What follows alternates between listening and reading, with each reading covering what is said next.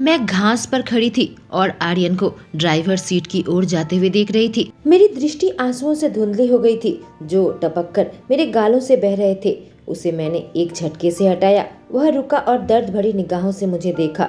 मैं उसे हग करना चाहती थी ताकि उसे कभी जाने न दूं। प्लीज मुझे छोड़कर मत जाओ, मैं फुसफुसाई। मुझे पता है दूर होने के बावजूद भी वह मेरी बात सुना। वह दूसरी ओर देखने लगा। मैंने देखा वह अपने जबड़े को बहुत टाइट से भींच रखा था। मेरी बात मानने से इनकार कर दिया। मैं तुम्हें नहीं चाहता आरती, हम जीवन साथी नहीं हैं। मुझे मेरी साथी को ढूंढना होगा इससे पहले कि मैं अपने गिरोह पर अधिकार करूं। मैं अपने मुंह ढक ली क्योंकि मुझे रोना आ रहा था और समझ के साथ मैंने अपना सर हिलाया। मैं नहीं चाहती थी वह मेरी जिंदगी से चला जाए। आर्यन मुझे कसकर अपनी बाहों में भींच लिया और मेरी सिसकी हवा में गूंजने लगी थी। मुझे चुप कराने की कोशिश कर रहा था इससे पहले कि दूर हटता। मेरे गालों को अपने हाथों से पकड़कर मेरे आंसुओं को पोंछकर हटा दिया। हेजल आंखें मेरी आंखों से मिली। मैं तुम्हें बहुत मिस करूंगा, वह बड़बड़ाया और चाहत से मुझे देखने लगा। मैं अपना सर हिलाई और एक कांपती हुई सांस मेरे होठों से निकली। मैं उम्मीद करती हूँ तुम उसे ढूंढ लोगे और खुश रहोगे। उसने कुछ नहीं कहा, बस अपना सर हिलाया इससे पहले कि मुझे करीब खींचकर मेरे माथे को चूमता। वह दूर हो गया, अपने कार में चला गया। इंजन के शब्द से मैं अपने होठों को बहुत मजबूती से काट रही थी। खुद को रोका कि मैं दौड़कर उसके पास न जाऊं। उसने पलटकर नहीं देखा और दूर चला गया, मेरे दिल के हजारों टुकड़े करके। 2 साल बाद अलार्म की आवाज से मेरी नींद खुली। मैं उठकर बैठी, मेरे बाजू कांप रहे थे। किसी तरीके से खिड़की का पर्दा हटाया, खुद को शीशे में देखी। नहीं, मैं स्कूल मिस नहीं कर सकती। मुझे अच्छे नंबर चाहिए थे ताकि मुझे यूनिवर्सिटी में एडमिशन मिल सके। मेरी हालत इतनी बुरी इसलिए थी क्योंकि मेरा जीवन साथी विवेक कपूर को 17 साल की उम्र में मैं ढूंढ निकाली थी। वह मेरे गिरोह से मिलने आया था। शुरू में तो यह बहुत ही अच्छा था, लेकिन फिर यह नीचे जाने लगा। उसने मुझे अपने गिरोह में शामिल कर लिया था। वह रेड ग्रुप का बॉस है जो कनाडा में ब्रिटिश कोलंबिया में स्थित है। पता चला कि वह सच में मुझे नहीं चाहता। गिरोह की एक दूसरी लड़की को चुन लिया था, पर मुझे निकालने की जगह पर मुझे अपने पास रखा ताकि मैं उसे उत्तराधिकारी दे सकूं। मुझे इससे घिन थी। मैं जुनून के साथ उससे नफरत करती हूँ। रात को किसी न किसी लड़की के साथ रहता है और मेरा सीना जलने लगता है। हजारों बार भागने की कोशिश की पर वह मुझे पकड़ कर लाता और मेरे शरीर के हर एक इंच को मारता पीटता है। दिन पर दिन मैं गुस्से से जल रही थी। विवेक भी उसी स्कूल में जाता है जहाँ मैं। स्कूल में सबको मेरे खिलाफ भड़का दिया।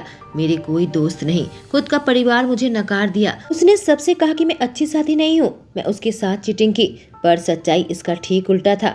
अपने परिवार को समझाने की कोशिश की थी। उनकी आंखों में विवेक ही राजकुमार है। उन्होंने मुझे अपनी पीठ दिखा दी। शहर में रहने के लिए एक अपार्टमेंट ढूंढ लिया।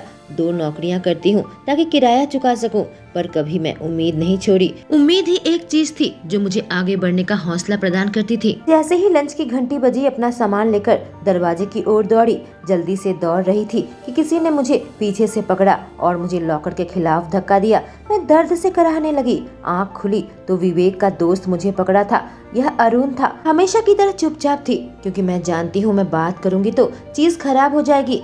क्या हुआ, तुम्हारे मुंह पर जुमार नहीं है? अरुण ने जोर से मुझे लॉकर में पटकते हुए पूछा। मैंने अपने होठों को काट लिया जब मुझे एहसास हुआ मैं दर्द में हूँ। इससे पहले कि वह कुछ करता, किसी ने उसे खींचकर मुझसे दूर किया। आंखें उठाकर देखी तो सामने विवेक खड़ा था और उसकी खुशबू मुझे जहर जैसा लगने लगा। उसके हाथ को एक झटके से हटा दिया जब उसने मेरे कंधे पकड़ा था। गुस्से से उसका जबड़ा टाइट हो गया, पर अब मैं नहीं डरती। ऐसा नहीं कि पहले मुझे नहीं मारा है। अब मैं इंतजार करने लगी कि वह कुछ कहेगा। उसने बहुत सख्ती से मेरा चेहरा पकड़ा, अपने नाखून मेरे चेहरे पर चुभाने लगा। मैं बिना किसी भाव के उसे देख रही थी। उससे कुछ कहने का इंतजार कर रही थी। स्कूल के बाद मेरे ऑफिस में आओ, तुम्हें पता है क्या होगा अगर तुम नहीं आई तो। वह गरजा और मुझे धक्का दिया जिससे मेरा बैलेंस बिगड़ गया। चीखने लगी जब उसने मेरे पेट में मारा। हॉल में खड़े सारे लोग हंसने लगे। शुक्र है उन लोगों ने और कुछ नहीं किया था। क्लास खत्म करके मैं उसके पास आई। अंदर आ जाओ, खटखटाने से पहले ही उसने कहा। मुझे बैठने को कहा पर मैं इनकार कर दिया। हम चाहते हैं तुम कुछ सूचना निकालो आर्यन सिंह के बारे में, उसने बताया और उसके होठों पर एक पतली लकीर बना ली। उसे कनाडा में जो अटैक होने वाला है उसके बारे में पता है। अफवाह यह है कि अगला हमला हमारे ऊपर होने वाला है। वह गधा मुझे कुछ भी नहीं बता रहा। वह बोला, पर मैं उससे सालों से नहीं मिली हूँ। क्या वो वापस आ गया? कंफ्यूजन से त्योड़ी चढ़ाई। सिंह परिवार और मेरा परिवार अच्छे दोस्त हैं। जब मैं वहाँ रहती थी एक दूसरे के परिवार से अक्सर मिलते थे। मैं और आर्यन एक साथ ही बड़े हुए थे और फिर हम डेट करने लगे जब कम उम्र में थे। आर्यन ने बताया था उसे मुझ पर क्रश है। जब हम 16 साल के हो गए वह छोड़कर चला गया। उम्मीद करती हूँ उसे उसका जीवन साथी मिल गया होगा। हाँ, उसने जोर देकर यह शब्द कहा। जो करना है करो, पर तुम उस सूचना के बिना वापस आई तो समझ लेना तुम्हारी जिंदगी को नरक बना दूंगा। अगर मुझे धोखा देने की कोशिश की, अगली बार जब तुम्हें देखूंगा तुम्हें जान से मार दूंगा। जो हुक्म मैंने कहा। अपनी हथेली में नाखून गड़ाने लगी थी। यह मेरे लिए अच्छा मौका हो सकता है यहाँ से बाहर निकलने का। मैं आर्यन को जानती हूँ। शायद मुझे अपने गिरोह में रहने दे। शायद मेरी किस्मत चमकने वाली है। मुझे कनाडा की टिकट मिल रही है। भूल जाओ ग्रेजुएशन को। मैं अभी नहीं निकली। मुझे कभी मौका नहीं मिलेगा। मैं तुम्हारी टिकट बुक कर दी है। मेरा ड्राइवर बाहर इंतजार कर रहा है। तुम एयरपोर्ट तक छोड़ देगा। सामान उठाओ और निकलो यहाँ से। उसने बातचीत खत्म की।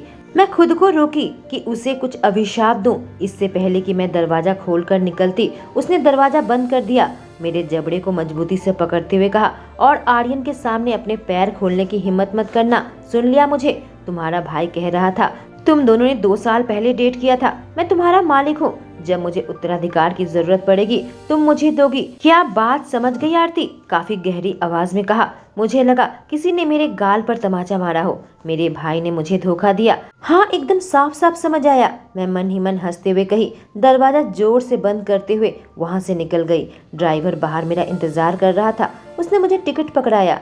आखिरी बार रेड रिवर को मैं देखी। उसका घर कार के पीछे शीशे में धीरे धीरे छोटा होता चला गया और सामने घना जंगल आ गया। लंबे समय में पहली बार मैं इतनी खुश और शांति महसूस कर रही थी। जल्दी से मैं आजाद हो जाऊंगी। 2 दिन बाद किराए की टैक्सी मुझे सिंह के इलाके में ड्रॉप कर दी थी, जो कि कनाडा के क्यूबेक में है। मैंने किराया दिया। इससे पहले कि देखती ड्राइवर कार चलाता हुआ वहाँ से धीरे धीरे गायब हो गया। इससे पहले कि मैं चलना शुरू करती फोन रिसीव किया। हेलो, मैंने कहा। क्या तुम पहुंच गई? वह गरजा। हाँ, मैं उसके इलाके में प्रवेश करने वाली हूँ। आसपास को देखकर मैं जवाब दी। अच्छी बात है। प्लान याद रखना, और याद रखना उसके ऑफिस में घुसने से पहले मुझे कॉल करना ताकि मैं सब सुन सकूं।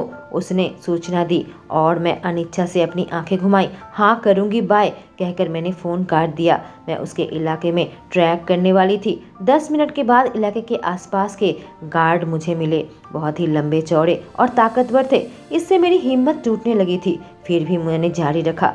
देखा कि मुझे देखते ही उन्होंने आंखें छोटी कर ली और सतर्क हो गए। वे आदमी काली ड्रेस में थे। क्या तुम्हारे पास परमिशन है इस इलाके में प्रवेश करने का? उसने पूछा।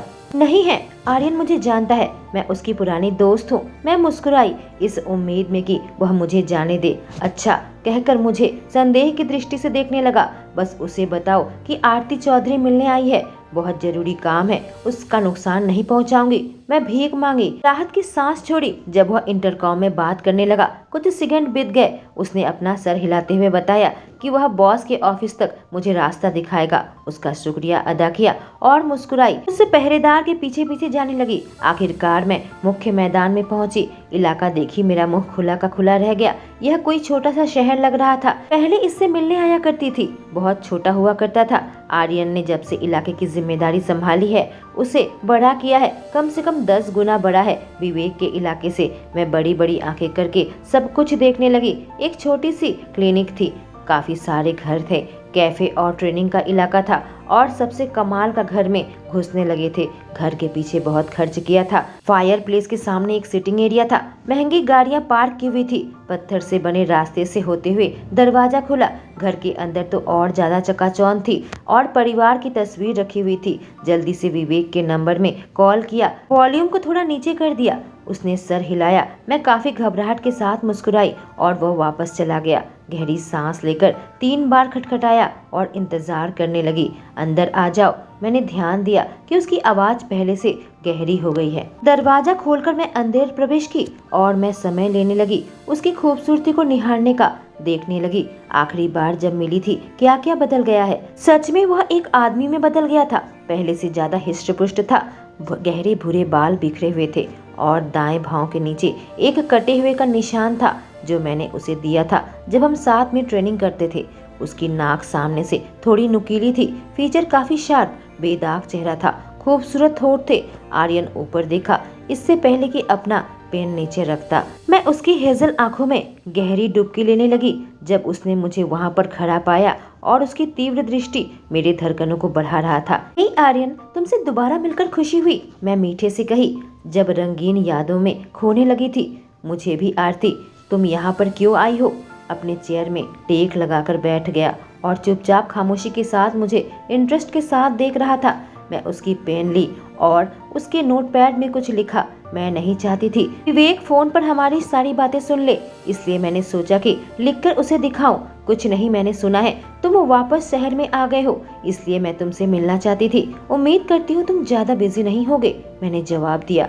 मेरे पास हमेशा तुम्हारे लिए वक्त है, तुम जानती हो। वह मुंह दबाकर हंसा, पर मैं एक नकली हंसी हंसने लगी। वह कंफ्यूजन के साथ मुझे देख रहा था। अच्छी बात है कि आखिर गिरोह की जिम्मेदारी तुमने ले ली, मैंने देखा। वह झुककर देखने लगा कि मैंने क्या लिखी हूँ। मेरी मदद करो, कोई सुन रहा है। उसकी आंखों में आक्रोश जलने लगा जब मैं नीचे अपनी फोन की ओर 2 बार देखी। अगर मुझे नहीं पता होता कि वह किस पर गुस्सा है तो फिलहाल कांपने लगती, क्योंकि मुझे पता है वो अभी खतरनाक लग रहा है जैसे मुझे देख रहा है। मैं 2-3 बार सांस ली। उसने सर हिलाया और खड़ा हो गया। जल्दी ही, जब मैं 16 साल का हो गया था, आराम से जवाब दिया जब वह मेरे करीब आने लगा। मुझे सच में बहुत खुशी हुई कि तुम यहाँ पर हो आरती। एक दूसरे से बहुत सारी बातें करनी है। अप्रत्याशित रूप से वह मुझे हक कर लिया और मैं चकित होकर कराही। मैं उत्सुक होकर उसे देखने लगी जब वह मुझसे दूर हटा, पर मेरे हाथों को ऊपर उठाया। यह क्या है? उसने सवाल किया और मेरा फोन अपने हाथ में ले लिया और उंगलियों में पकड़ रखा था। कोई हमारी बात सुन रहा है। यह सब क्या नाटक है आरती?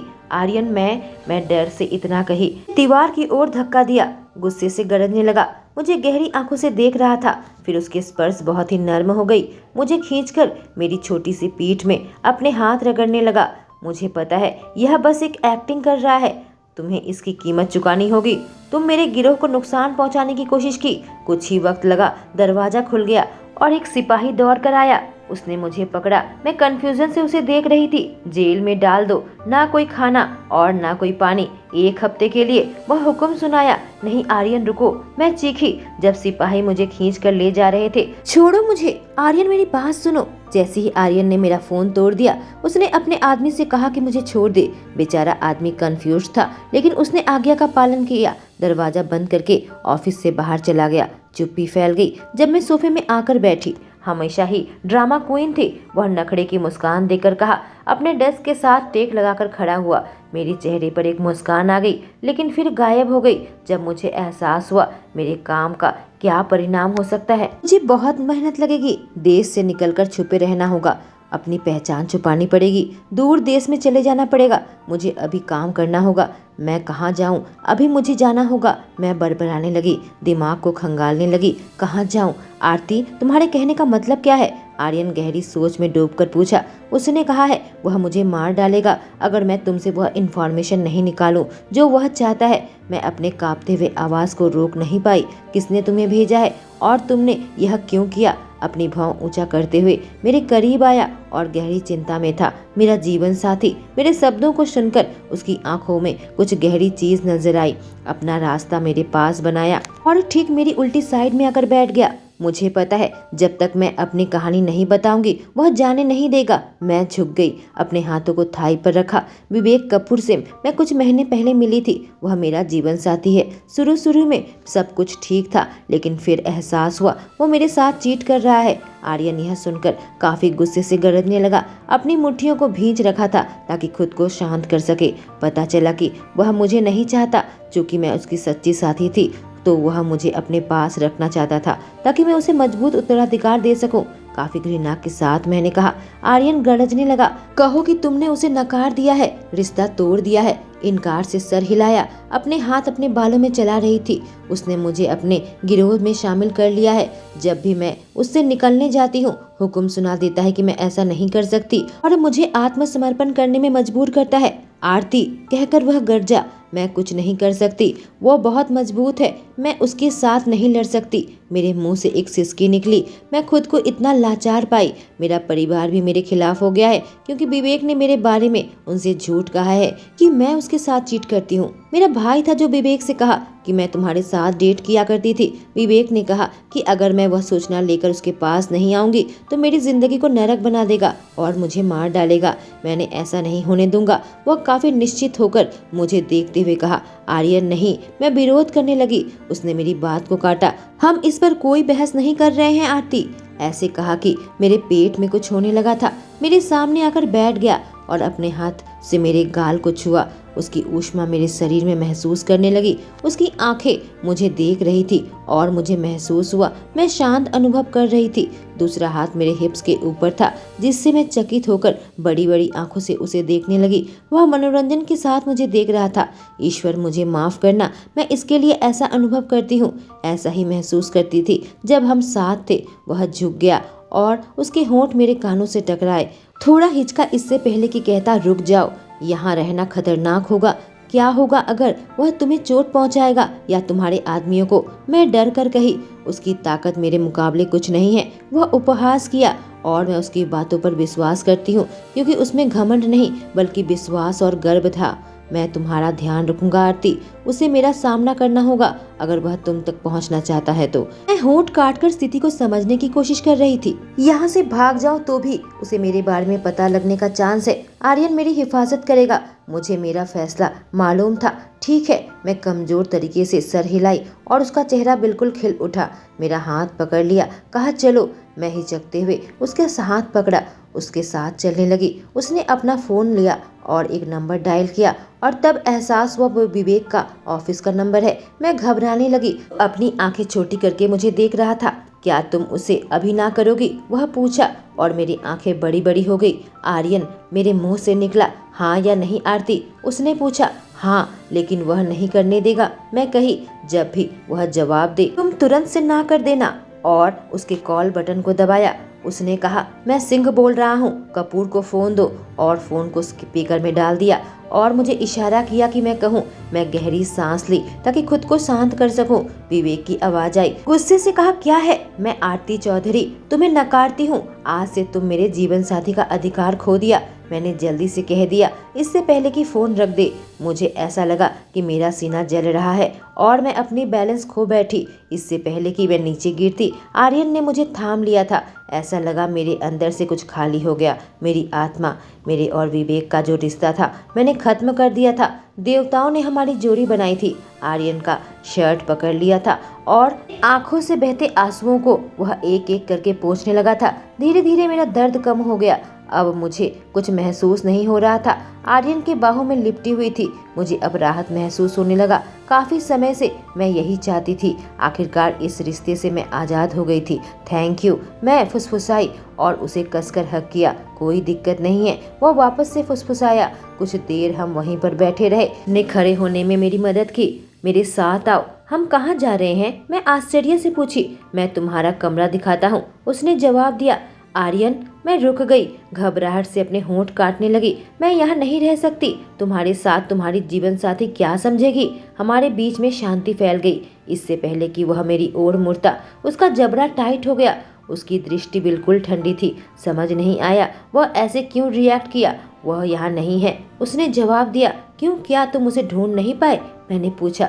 जब मुझे एहसास हुआ मैं खतरनाक पानी में जा रही हूँ। उसने सांस छोड़ी और अपने पीछे आने को कहा। उसे कुछ समय लगा अपने ख्यालों को इकट्ठा करने में। खामोशी के बाद उसने कहा, मुझे वह मिली थी लेकिन वह पहले से ही शादीशुदा थी और उसके बच्चे थे। उससे कुछ साल बड़ी थी, 20 साल से ऊपर की, उसने कहा। और आश्चर्य से मेरी आंखें बड़ी बड़ी हो गई। मैं कुछ नहीं कर सकता था। भले ही वह मेरी जीवन साथी थी पर मैं उसकी जिंदगी खराब नहीं करना चाहता था। मुझे माफ करना आर्यन, मैं फुसफुसाई। तुम्हें माफी मांगने की कोई जरूरत नहीं है आरती। उसने एक हल्की सी मुस्कान दी। तुम्हारे गिरोह और तुम्हारे परिवार का क्या? मैंने पूछा। उन्होंने मान लिया है कि कोई सरदारनी नहीं रहेगी, उसने कहा। अपने बाजुओं को सीने में मोड़ा। और तुम क्या कर रहे हो? उसकी आंखों में देख रही थी। मैं ईश्वर की मर्जी को स्वीकार कर लिया। उसने एक उदासी भरी मुस्कान दी। लगता है हम दोनों को ही कभी सच्चा साथी नहीं मिलेगा, है ना? उसकी बात सुनकर मैं हल्का सा हंसी और स्वीकृति में सर हिलाई। मेरा हाथ पकड़कर मुझे मेरे नए कमरे में लेकर गया। काफी बड़ा था। यह तो काफी अच्छा है, मैं मुस्कुरा कर कही। मुझे खुशी हुई कि तुम्हें पसंद आया। तब तक डिनर का समय मैं उसके भाई बहनों से भी मिली। वही कहानी सुनाई। वे मेरे बचपन के साथी थे। मुझे देखकर बेहद खुश हुए। आर्यन कमरे तक मुझे छोड़ने आया। अच्छे से सोना, तुम्हें अब कोई चोट नहीं पहुंचाएगा। कुछ कह नहीं सकी, उसके बाहों से लिपट गई। मेरी आंखों से आंसू बहने लगे। राहत मुझे अब महसूस हो रही थी। उसने मुझ पर अपनी पकड़ मजबूत कर ली थी। जब देखा मैं रो रही हूँ, माफ करना, मैं शर्मिंदगी से कही। नहीं नहीं, ऐसा मत कहो। तुम जैसी अच्छी लड़की के साथ ऐसा बर्ताव नहीं होना चाहिए था। कभी कभी अपना दर्द निकालना अच्छा होता है। मुझे पकड़कर रो सकती हो, उसने कहा। और मैं अपना सर हिलाई। ठीक पुराने समय की तरह, मैं कही। हाँ, ठीक पुराने समय की तरह, वह बड़बड़ाया। जाओ, जाकर अब आराम करो। गुड नाइट, मैंने कहा। और वह मेरे माथे को चूमने लगा। मुस्कुराता हुआ वो वहाँ से चला गया। जैसे ही मैं कमरे के अंदर आकर दरवाजा बंद की, एहसास हुआ मेरा दिल किसी जंगली की तरह सीने में धड़क रहा था। भगवान, यह आदमी मुझ पर ऐसे असर कैसे छोड़ता है? इस हफ्ते के अंत तक उसके गिरोह के साथ काफी अच्छे से सेटल हो गई थी। उसकी बहन आद्रिता के साथ मैं शॉपिंग करने गई थी। अपने लिए कुछ नए कपड़े खरीदे। मुझे कुछ बड़े स्टोर में लेकर आई और महंगे कपड़े खरीद कर दिया। मैं लेना नहीं चाहती थी, उसने तोहफे के रूप में दिया। कल मुझे आर्यन ने कहा कि मुझे उसके गिरोह में स्वीकार कर लिया जाएगा और आज उसकी सेरेमनी होने वाली थी। मैं और आद्रिता इसी वजह से तैयार हो रहे थे। उसने मुझे एक सफेद कलर की ड्रेस दिखाई जो मेरे थाई से थोड़ी ऊपर थी। नहीं, जोर से आवाज आई। जब हम मुड़कर देखा तो सामने आर्यन खड़ा था और ड्रेस को आंखें छोटी करके देख रहा था। इसके साथ क्या दिक्कत है? मैंने पूछा। यह बहुत छोटा है, वह बड़बड़ाया। एक दूसरा ड्रेस निकालकर उसे दिखाने लगी। मैं चाहता हूँ इसे जला दो, वह गरजने लगा। पर क्यों? मैं पूछी। क्योंकि इसकी पीठ बहुत खुली हुई है, वह कहा। आर्यन, मैं कोई नन नहीं हूँ, मैं उसे गुस्से से कहा। उसकी बहन ने उसे पकड़कर कमरे से बाहर निकाल दिया। आखिरकार मैंने एक मिनी ड्रेस निकाली, उसे पहन लिया। हम उस इलाके में चलने लगे जहाँ काफी लोगों की भीड़ थी। मुझे एहसास हुआ मैं काफी घबराने लगी हूँ। आर्यन स्टेज पर खड़ा था। उन लोगों के सामने जाकर खड़ी हो गई जो गिरोह में शामिल होने जा रहे थे। और आर्यन अपनी आंखें छोटी कर मेरे कपड़ों को देख रहा था। मुझसे उसकी नजरें मिली तो मैं मुस्कुराई और उसने अपना सर हिलाया। 3 नए आदमी और 2 औरत गिरोह में शामिल हुए, मुझे मिलाकर। अब काफी जल्दी हो गया। मैं स्टेज पर आ गई। आर्यन मुझे तीव्र दृष्टि के साथ देख रहा था। घबराओ मत, वह बड़बड़ाया। उससे छुरी ली और शपथ को दोहराया। अपने हाथों को काटकर खून निकाला कि मैं इस गिरोह के साथ अब जुड़ चुकी हूँ और सबने मेरा स्वागत किया। दोनों ने अपना हाथ साफ किया इससे पहले कि वो मुझे हक करता। तुम्हारा इस नए घर में स्वागत है आरती, वह फुसफुसाया। उसके बाद बोनफायर शुरू कर दिया। मेरा हाथ पकड़कर किसी दूसरे आदमी के पास लेकर गया। काफी लंबा चौड़ा। एहसास हुआ कि वो उसका राइट हैंड सेबेस्टियन वॉकर है। ओ, तो यह आरती है, वह नखरे की मुस्कान देते हुए कहा। आर्यन की ओर देखा। आर्यन उसे घूरने लगा। अब मेरे बारे में जानते हो? मैं पूछी। हाँ, इसने मुझे तुम्हारे बारे में बताया है। तुम रेड रिवर ग्रुप में थी ना? हाँ, मैं विवेक की साथी थी, मैंने जवाब दिया। आर्यन, एक लाल बालों वाली लड़की हमारी बातचीत के बीच में विघ्न डाली। तुम्हारी ग्रिल के पास जरूरत है, उसने कहा। शिप्रा, इसे बॉस या सरदार कह के पुकारो, सेबेस्टियन बड़बड़ाया। यह सुनकर उसकी हंसी फीकी पड़ गई और वह वहां से चली गई। आर्यल ग्रिल की ओर जाने लगा। मुझसे कहा, बाद में तुमसे मिलता हूँ। सेबेस्टियन ने कहा, तुम्हें उसे सरदार या बॉस कहने की जरूरत नहीं है। मैंने पूछा, क्या यह सही रहेगा? इस गिरोह का सरदार है, पर तुम उसके लिए एक साधारण गिरोह की मेंबर नहीं, कहकर मुस्कुराने लगा। हम लोग खाना खाने लगे, ड्रिंक करने लगे, डांस करने लगे। मैं खुद को वहाँ पर ढालने लगी थी। घर से इतनी दूर आई हूँ, पर उन लोगों ने मुझे स्वीकार किया। यह सब सोचकर मैं व्याकुल होने लगी और फिर से अलग हट गई। एक खाली बेंच के सामने जाकर बैठ गई और सबको देखने लगी। ठंड लग रही है, एक आवाज पीछे से आई। मुड़कर देखी तो उसने अपना जैकेट मुझे दे दिया। मुझे तुम्हारे लिए बहुत अच्छा कपड़ा ढूंढना चाहिए था पहनने के लिए, उसने कहा जब मेरी ड्रेस को देख रहा था। क्या तुम्हें यह पसंद नहीं आई? मैं त्योड़ी चढ़ाते हुए पूछा। मैंने ऐसा नहीं कहा, उसने जवाब दिया। मैं तुम्हें कुछ ऐसा पहनने देता जिसमें तुम ऊष्मा महसूस करती। मैं अच्छी दिखना चाहती थी आज रात। मैं उससे कही तुम हमेशा ही अच्छी दिखती हो। वह बड़बड़ाया। वह मुझे ऐसे देखने लगा, मेरे पेट में कुछ होने लगा। मैं यहाँ स्कूल जाना शुरू कर दी। आर्यन की बहन आद्रिता और उसका भाई ईशान भी मेरे साथ था। आर्यन 1 साल पहले ही ग्रेजुएशन पूरी कर लिया था क्योंकि उसकी मेमोरी काफी अच्छी थी। मैं और मेरा दोस्त लियो लाइब्रेरी में बैठकर अपना काम कर रहे थे। मैं बहुत ही गंदी दिख रही हूँ, मैं अपने बालों को ठीक करते हुए कही। मुंह बंद रखो, तुम बहुत खूबसूरत दिख रही हो। वह मुंह दबाकर हंसा। ओ सरदार, आपका स्वागत है। वह अपना चेहरा उस ओर घुमाया। मैं देखी तो सामने आर्यन खड़ा था। बाल थोड़े बिखरे हुए थे, शर्ट के ऊपर के 2 बटन खुले हुए थे जिससे उसका सीना दिख रहा था। हे आर्यन, सब ठीक तो है ना? मैंने कहा जब मुझे उसकी दृष्टि काफी ठंडी लगी। ठीक है, और कुछ न कहकर वहां से चला गया। सोचने लगी इसके साथ क्या गलत है। बाद में मैंने सोचा आर्यन की खबर लेती हूँ। दरवाजा खोलकर जब मैं अंदर आई, वह अपने बाजुओं को मोड़कर खड़ा था, अपना इलाका देख रहा था। क्या तुम्हारा काम हो गया? मैं घबराहट से पूछी जब मैं उसके करीब आने लगी। हाँ, उसने जवाब दिया, पर मुड़कर मुझे नहीं देखा। क्या सब कुछ ठीक है आर्यन? मैं मीठी आवाज से पूछी। हाँ, सब ठीक है। तुम क्यों पूछ रही हो? उसने सवाल किया, पर मेरी आंखों में नहीं देखा। तुम खुद में नहीं लग रहे हो? मैं कंफ्यूजन से पूछी। वह काफी ठंडा बर्ताव कर रहा था, बस काम की वजह से। वह सांस छोड़ते हुए कहा और दूर जाने लगा कि मैं उसकी कलाई को पकड़ लिया। एक पल को रुका, फिर मुझे देखा उसके जज्बात बिल्कुल जंगली हो रहे थे। मुझे पता है इस बर्ताव का कारण काम का स्ट्रेस नहीं है, कुछ और बात है। मैं दौड़ने के लिए जा रही थी, मेरे साथ आना चाहोगे? उम्मीद भरी नजरों से उसे देखने लगी। वह सर हिलाकर एक छोटी सी मुस्कान देकर कहा ठीक है। उसका हाथ पकड़कर मैं खींचने लगी और फिर हम जंगल में दौड़ने लगे। जब हम घर आए उसने कहा मुझे नहीं पता था, मुझे इसकी जरूरत है। थैंक यू आरती। वह हंसा। कोई बात नहीं, मैं बड़बड़ाई। खुशी हुई, इससे तुम्हारी मदद हुई। उसने अपनी उंगलियां मेरी उंगलियों में फंसा लिया। मुझे माफ करना, पहले मैं तुम्हारे साथ रूखा बर्ताव किया था। कोई बात नहीं, क्या तुम उस बारे में बात करना चाहते हो? मैं पूछी। नहीं, मैं सब संभाल लूंगा। वह बोला अपना ध्यान रखो, कम से कम समय पर खाना खा लो। तुमने आज डिनर नहीं किया? मैं त्योरी चढ़ाकर कही। घर बिल्कुल खाली था। एक बार नहीं खाने से मैं मर नहीं जाऊंगा, वह हंसता हुआ कहा।